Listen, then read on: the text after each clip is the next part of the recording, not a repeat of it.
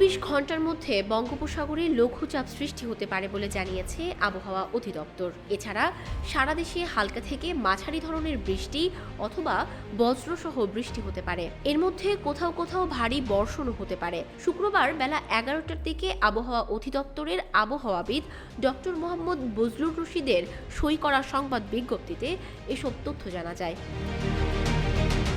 বিজ্ঞপ্তিতে বলা হয়েছে, মৌসুমী বায়ুর অক্ষের বর্ধিতাংশ বিহার, পশ্চিমবঙ্গ ও বাংলাদেশের মধ্যাঞ্চল হয়ে আসাম পর্যন্ত বিস্তৃত রয়েছে। মৌসুমী বায়ু বাংলাদেশের ওপর সক্রিয় এবং উত্তর বঙ্গোপসাগরে মাঝারি থেকে প্রবল অবস্থায় রয়েছে। পশ্চিমবঙ্গের উপকূলীয় এলাকায় ও তৎসংলগ্ন দক্ষিণ পশ্চিম বাংলাদেশে ২৪ ঘন্টার মধ্যে একটি লঘুচাপ সৃষ্টি হতে পারে।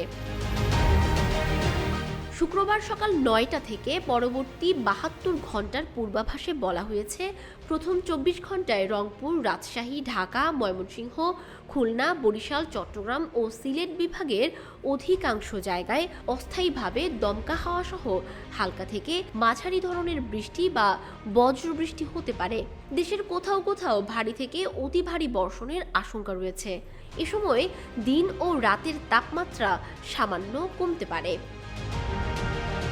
শনিবার সকাল ৯টা থেকে পরবর্তী ২৪ ঘন্টার পূর্বাভাসে বলা হয়েছে, রংপুর, রাজশাহী, ঢাকা, ময়মনসিংহ, খুলনা ও সিলেট বিভাগের অধিকাংশ জায়গায় এবং চট্টগ্রাম ও বরিশাল বিভাগের অনেক জায়গায় অস্থায়ীভাবে দমকা হাওয়া সহ হালকা থেকে মাঝারি ধরনের বৃষ্টি অথবা বজ্রবৃষ্টি হতে পারে। সেই সঙ্গে দেশের কোথাও কোথাও মাঝারি ধরনের ভারী থেকে অতি ভারী বর্ষণ হতে পারে।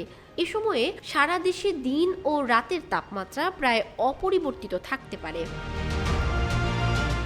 রোববার সকাল ৯টা থেকে পরবর্তী ২৪ ঘন্টার পূর্বাভাসে বলা হয়েছে, রংপুর, ময়মনসিংহ ও সিলেট বিভাগের অধিকাংশ জায়গায়, রাজশাহী, ঢাকা ও চট্টগ্রাম বিভাগের অনেক জায়গায় এবং খুলনা ও বরিশাল বিভাগের কিছু কিছু জায়গায় অস্থায়ীভাবে দমকা হাওয়া সহ হালকা থেকে মাঝারি ধরনের বৃষ্টি বা বজ্রবৃষ্টি হতে পারে।